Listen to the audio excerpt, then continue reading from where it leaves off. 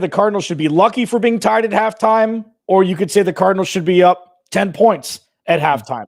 It was a weird first half. I'm on the camp of the Cardinals are lucky to be tied at half. Alex Clancy, Bo Brock. It's a halftime show.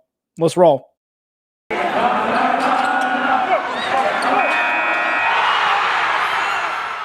You are Locked On Cardinals, your daily Arizona Cardinals podcast. Part of the Locked On Podcast Network. Your team every day.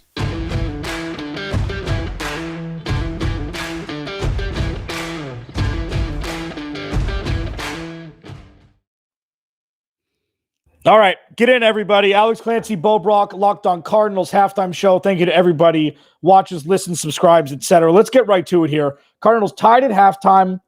Bo, we could have seen this game go a lot of different ways. One, the Cardinals instill their dominance right away and boat race a team. They boat raced, went on the road at SoFi Stadium earlier in the season. Two, we could see a game like this, and this was lesser of a percentage of happening in my estimation, your estimation, others' estimations than the latter or than the former. But this is where we're at. The Cardinals got 3 points on 2 red zone-ish drives to start the game, one with an interception and then one ending in a field goal. And the Rams initiated the run midway through the first half, and that's kind of what they've been riding the coattails of after they were able to establish it. What are your biggest takeaways from the first half right off the top of your head? I think despite being tied and missed opportunities, is that they look like the better team. Like when it's just when their offense is rolling, they look like they're able to move the ball as much as they want down the field.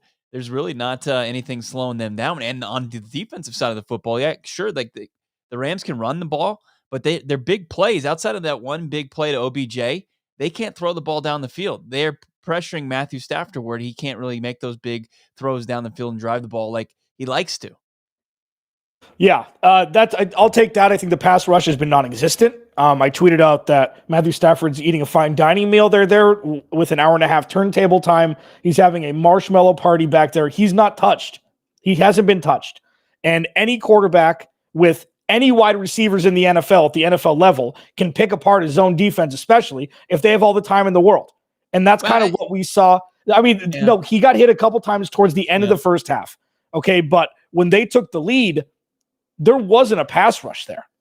Right. I think that there was a big third down play with about 7.5 minutes left in the half where they were able to pressure Matthew Stafford. They didn't get the sack, but he missed on a big key throw that Andy Dalton was hitting on, I think, twice last week against the Arizona Cardinals. A little screen pass to Sonny Michel. But, I think they're getting enough pressure. They got to turn it up a notch in the second half. The Rams are going to get the ball out of the gates, and they're going to have the first crack to kind of untie this game. But how crucial was that, last drive? What was it, like 35 seconds to 2 timeouts, and Kyler Murray was able to make that heads-up play, step out of bounds with 1 second left, and then set up Matt Prater for a big game-tying field goal. Because we all know, and they were talking about it on the broadcast, we all know about Sean McVay's record and his teams leading at halftime. It's over 40 wins and no losses. So to go in tied, I think you take that as a huge win. And you look at the positives, like the flashbulb moments, or what I call them. The Buda Baker blitz from the weak side to disrupt that Sonny Michel screen pass, with which, if Jordan Hicks was blocked, that could have been a touchdown. And the fact that Buda Baker was a well-timed blitz by Vance Joseph, that was one. James Conner's one-handed catch that didn't lead to any points, but still shows the dude is showing us things that Pittsburgh didn't even see. So he's continuing to evolve as a player, a pass catcher, and we're going to have so many fun conversations this offseason about what's the number. Let's go back to the Disney movie Blank Check. What's the number you want to give the 11-year-old? What's the number? And James Conner should be able to sign it, in my opinion. And then the Christian Kirk 40-yard dart from Kyler Murray that ended up setting up the touchdown on 4th and goal. I'm a firm believer that if that were Christian Kirk and not A.J. Green on 3rd and 10, where A.J. Green went in and Kyler Murray threw out, that would have been a touchdown. Like that was a feel play, and Christian Kirk and Kyler Murray are all about feel, and you can tell this season.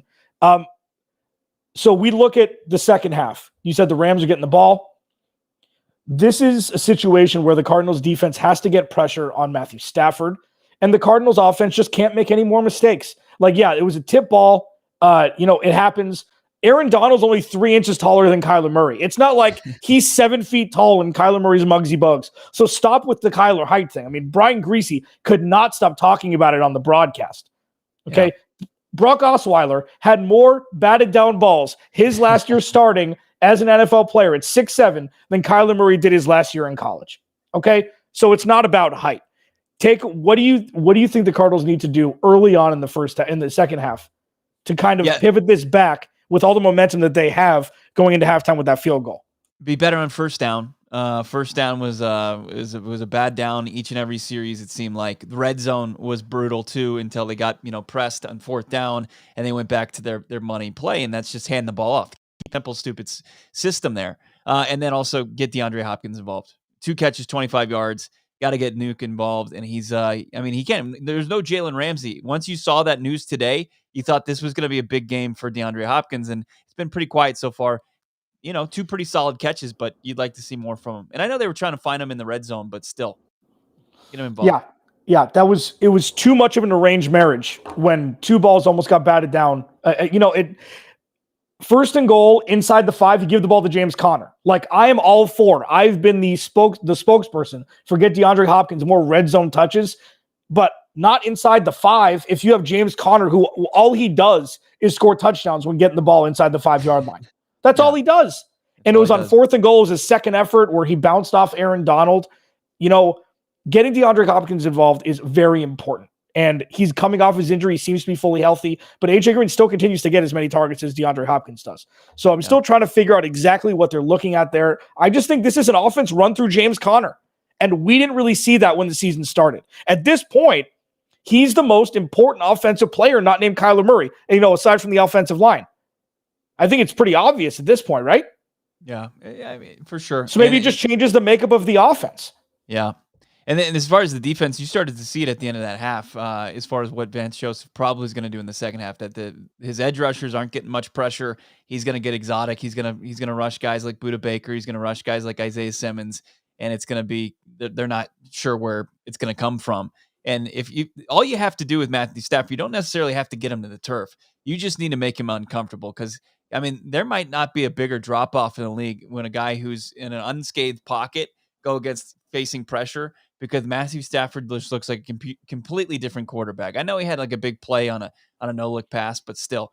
And AJ Green, like that call against him was brutal. The holding call was brutal on that play. Yep. That would have been a big, that would have continued that drive for him. So a couple things, and a lot of, I would say more things went against the Cardinals than the Rams in that half. And the fact that they're 13-13, it's a testament to this team that I think they're the better team tonight. Follow him at Bob Brack. Follow me at Clancy's Corner. Thank you to everybody who subscribes. We're almost at 2,000 subscribers. We wouldn't be able to do it without any of you. Truly, truly, we love and appreciate all of this. Every time we turn a camera on, we're very thankful for everybody who watches, listens, subscribes, comments, etc. This is winning time. Mm-hmm. You want to get national recognition, you go out and you thump the Rams in the second half.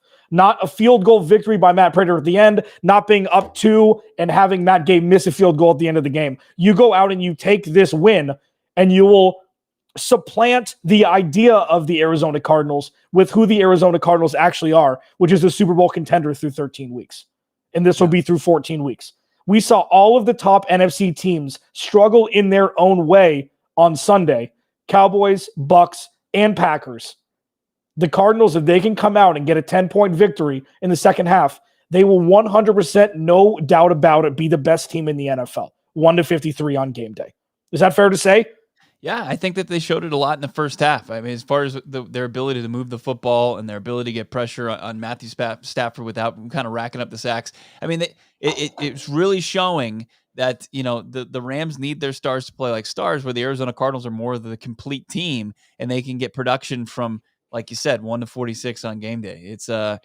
I think that they proved that, and they can continue to really kind of put an exclamation point on that in the second half. You got to show that you can win at home, because if you're going to be one of the top dogs in the league, they take care of business. Just look at Green Bay and Tampa.